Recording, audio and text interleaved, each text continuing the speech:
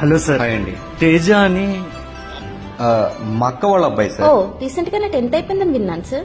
అవునండి. పర్సెంటేజ్ ఎంత వచ్చింది సార్? 60% మేడం. ఓ 60% అంటే మంచి మెరిట్ స్టూడెంట్ మేడం.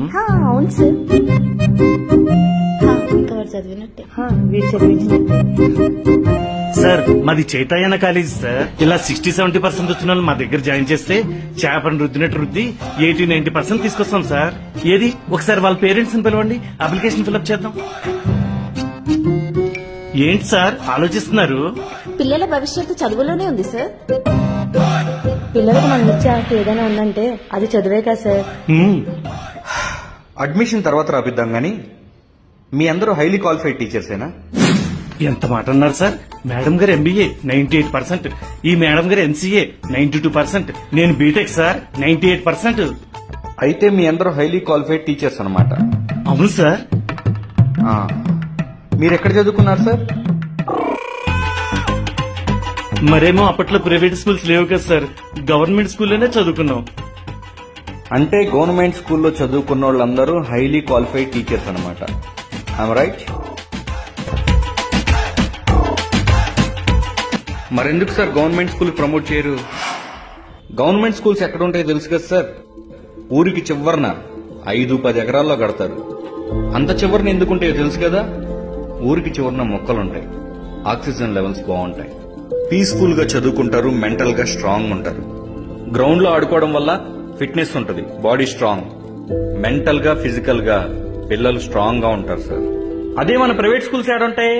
ఈడే బిల్డింగ్ ఎంబటి బిల్డింగ్ అద్దెకి తీసుకుంటాం, బోర్డు తగిలిస్తాం, చిన్న చిన్న రూములు, ఏసీలు పెడతాం, తల్లిదండ్రులకి ఇంత లోతు బిల్లు పెడతాం.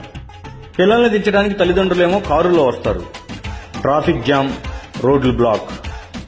ఈ ఆటోల్లో వెళ్లే ఉండే పిల్లలు ఉంటారు చూసారు, ఈ పిల్లలను చూసినప్పుడు మా కారు లేదే అని ఫీల్ అవుతా ఉంటారు. ఇంకా మీ సెక్యూరిటీ గార్డు ఉంటాడు చూసారా, రోడ్డు మీదకి ఏ పిల్లోడు పరిగెత్తుకుంటా వస్తే ఏ లారీ గుద్దిద్దా అని అదొక భయం. అవసరమా సార్ ఇదంతా? పూర్వం గురుకులాలు అనేవి ఉండేవి సార్. పిల్లలే గురుగారి దగ్గరికి వెళ్లి విద్యను అభ్యసించేవాళ్ళు. ఆ ట్రెండ్ పోయింది. ఆ తర్వాత స్కూల్స్ వచ్చాయి. పిల్లలు టీచర్లు ఒకే చోటకు వచ్చి చదువు చెప్తున్నారు, చెప్పించుకుంటున్నారు. ఇప్పుడు ఆ ట్రెండ్ కూడా పోయినట్టుంది. టీచర్లే పిల్లల ఇంటి దగ్గరకు వచ్చి అయ్యా మీకు చదువు చెప్తామని అడుక్కుంటున్నారు. విద్యా వ్యవస్థని బిజినెస్ చేసేశారు సార్. ఏంటి 100 మంది పిల్లల్ని జాయిన్ చేస్తే కారా, 50 మందిని జాయిన్ చేస్తే స్కూటీ, 10 మందిని జాయిన్ చేస్తే కలర్ టీవీ.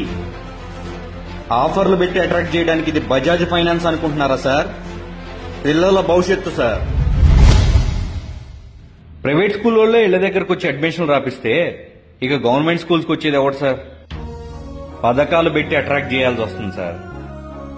అమ్మఒడి, తల్లికి వందనం అని 15,000 రూపాయలు ఇస్తే గానీ ఎవడు రావట్లా స్కూల్స్ కి. ప్రైవేట్ స్కూల్స్ వద్దనో టీచర్లు తప్పనో నేను అనట్లేదు సార్. ఇలా రోడ్లెక్కి మరీ ఎడ్యుకేషన్ ఇవ్వడం కరెక్ట్ కాదు అంటున్నా. దేవుడు అనేవాడు గుళ్ళో ఉండాలి, గురువు అనేవాడు బళ్ళో ఉండాలి.